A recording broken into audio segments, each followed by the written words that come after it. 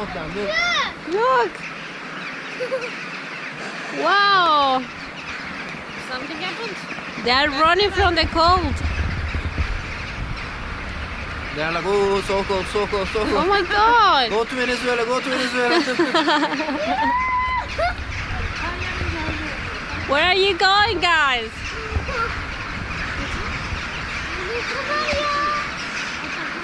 Ha?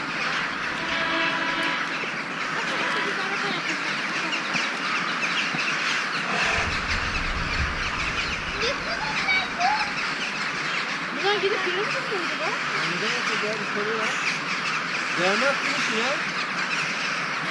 So many.